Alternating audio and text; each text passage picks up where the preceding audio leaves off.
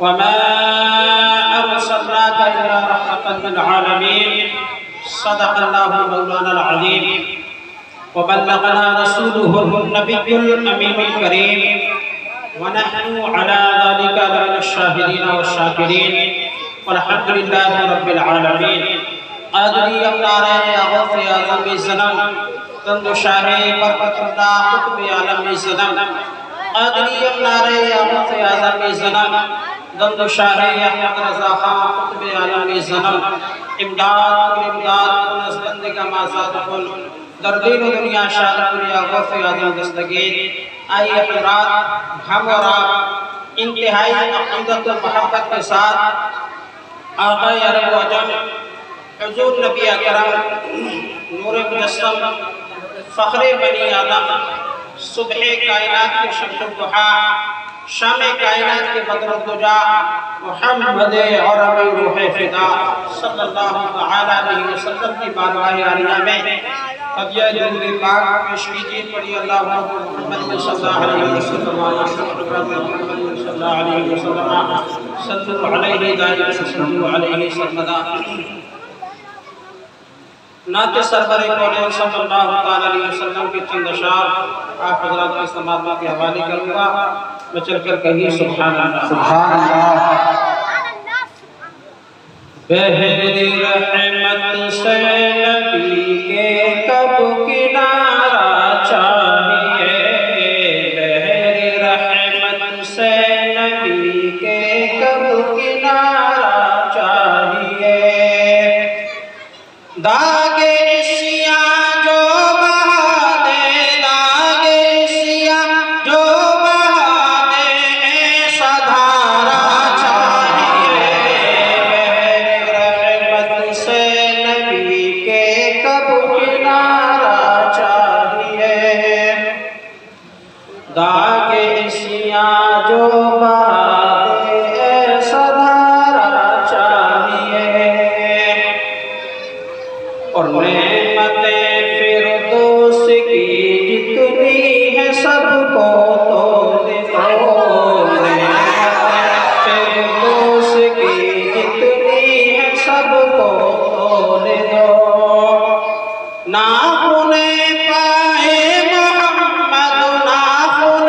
پائے محمد کا اتارا چاہیے رحمت سے نبی کے کب کنارہ چاہیے میرے رحمت سے نبی کے کب کنارہ چاہیے آگے سیاہ جو بات ایسا دھارا چاہیے اور نعمت فردوس کی جتنی ہے سب کو دے دو اور غیر ممکن ہے کہ رضوانوں نے جنت دی راہ غیر ممکن ہے کہ رضوانوں نے جنت دی راہ آپ کی چشم عنایت آپ کی چشم عنایت کا اشارہ چاہیے رحمت سے نبی کے کب کنارہ چاہیے داغے سیاہ جو بات ایسا دھارا چاہیے اور خلد میں جانا ہے جن کو شوق سے جائیں مگر خلد میں جانا ہے جن کو شوق سے جائیں مگر اپنی آنکھوں کو مدینہ اپنی آنکھوں کو مدینے کا نظارہ چاہیے بہر رحمت سے نبی کے کب کنارہ چاہیے تاکہ سیاہ جو بہا ایسا دھارا چاہیے اور چوم لے واللہ آ کر فرشتے شوق سے چوم لے واللہ آ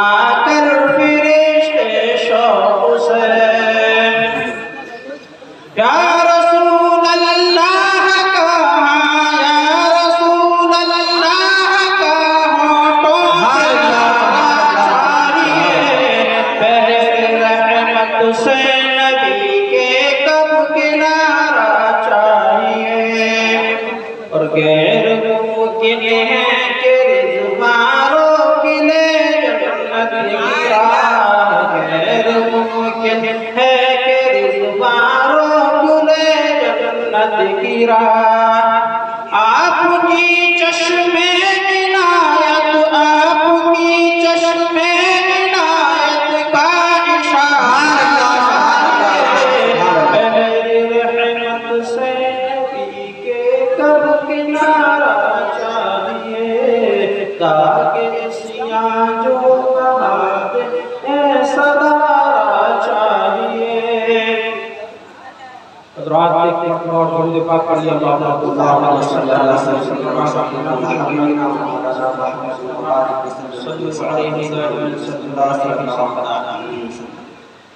باقی نہ رکھی بزم امکان جگمگانے میں، اثر باقی نہ رکھی بزم امکان جگمگانے میں، عرب میں چاند نکلا چاندنی نکلی زمانے میں، عرب میں چاند نکلا چاندنی پھیلی زمانے میں، اور کسی شے کی تمنا ہی نہیں ہم کو زمانے میں، کسی شے کی تمنا ہی نہیں ہم کو زمانے میں، مدینہ لکھ دیا جائے ہمارے آبودانے میں، مدینہ لکھ دیا جائے ہمارے آبودانے میں۔ حرا کے غار سے نور شمع نبوت کی کرن پھوٹی، حرا کے غار سے شمع نبوت کی کرن پھوٹی، اجالا ہی اجالا ہو گیا سارے زمانے میں، اجالا ہی اجالا ہو گیا سارے زمانے میں۔ مدینے کے اجالوں ہم بھی تاریکی کے مارے ہیں، مدینے کے اجالوں ہم بھی تاریکی کے مارے ہیں، ذرا سی روشنی کر دو ہمارے آشیانے میں۔ اللہ تبارک و تعالیٰ نے اپنے پیارے حبیب صلی اللہ علیہ وسلم کو اس دنیا میں بھیجا، اور اللہ نے قرآن کریم میں ارشاد فرمایا وَمَا أَرْسَلْنَاكَ إِلَّا رَحْمَةً لِلْعَالَمِينَ، اے محبوب صلی اللہ علیہ وسلم ہم نے تمہیں سارے جہان کے لیے رحمت بنا کر بھیجا ہے۔ اس لیے کسی نے کہا تھا کہ وہ ہر عالم کی رحمت ہے، کسی عالم میں رہ جاتے کہ ان کی مہربانی ہے کہ یہ عالم پسند آیا۔ بہت سارے انبیاء اکرام کم و بیش 1,24,000 انبیاء اکرام دنیا میں تشریف لے کر آئے، رب تبارک و تعالیٰ نے کسی نبی کو ایک معجزہ دے کر بھیجا، کسی نبی کو 2 معجزے دے کر بھیجا۔ حضرت موسیٰ کلیم اللہ آئے تو معجزہ دے کر آئے، حضرت داؤد خلیفۃ اللہ آئے تو معجزہ لے کر آئے، حضرت عیسیٰ روح اللہ آئے تو معجزہ لے کر آئے، حضرت نوح آئے تو معجزہ لے کر آئے، حضرت سلیمان تشریف لائے تو معجزہ لے کر آئے۔ یہ معجزہ لے کر آتے رہے۔ رب تبارک و تعالیٰ نے جب اپنے محبوب کو اس دنیا میں بھیجا تو سر سے پاؤں تک جو ہے سراپا معجزہ بنا کر بھیجا۔ حضرات تو یہ ہے آقا کریم صلی اللہ علیہ وسلم کی تشریف آوری کہ آقا کریم صلی اللہ علیہ وسلم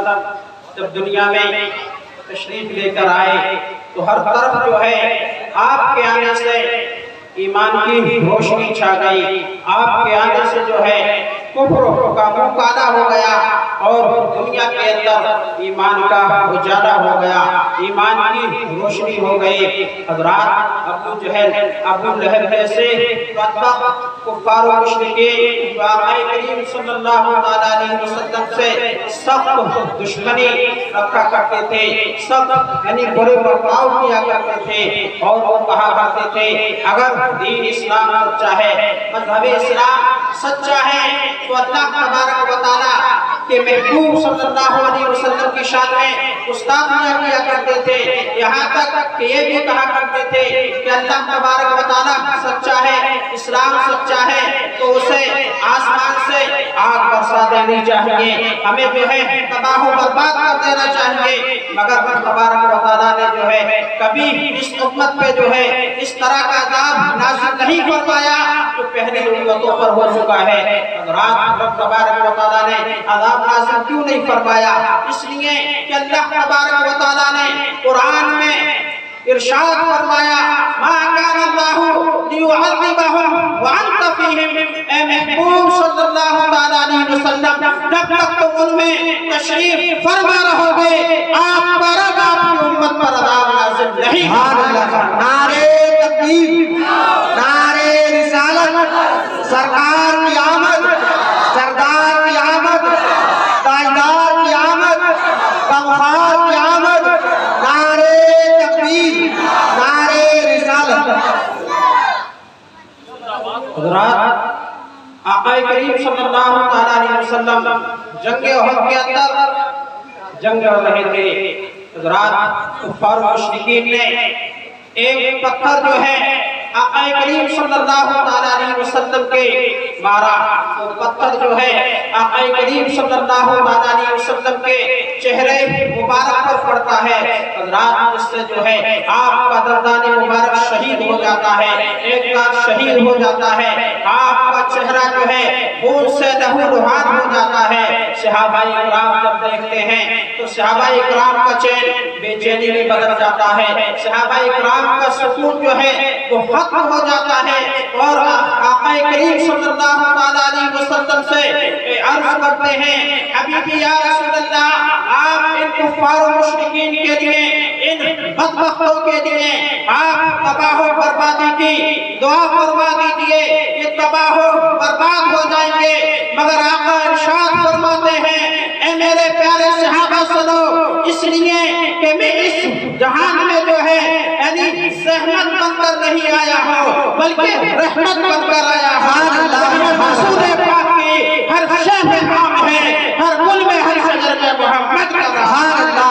سبحان اللہ۔ حضرات، تو اس طرح سے جو ہے کفار و مشرکین نے اسلام کو مٹانے کی بہت ساری تدابیر کی، اور آقا کریم صلی اللہ علیہ وسلم کو بھی وہ مٹانا چاہتے تھے، مگر ہوا وہی کرتا ہے جو رب تبارک و تعالیٰ کی مرضی ہوتی ہے، جو رب کی مشیت ہوا کرتی ہے، وہاں پر سب کی نہیں چلتی ہے، رب کی چلتی ہے۔ حضرات، تو ابو جہل جو ہے کتنا بڑا بدبخت تھا، بہت زیادہ سخت آقا کریم صلی اللہ علیہ وسلم کا دشمن تھا، آپ سے ہمیشہ دشمنی رکھا کرتا تھا۔ حضرات، اس نے جو ہے اپنے چیلے چپاٹوں کو دیا اور اپنے خادموں کو دیا ایک جگہ پر جہاں سے آقا کریم صلی اللہ علیہ وسلم کا گزر ہوا کرتا تھا، جہاں سے آپ نکل کر جایا کرتے تھے۔ اس نے جو ہے اپنے غلاموں کو لگایا اور کہا، یہاں پر جو ہے ایک کنواں کھود دو، اور کنواں کھود کر جو ہے اس پر جو ہے گھاس پھوس ڈال دینا،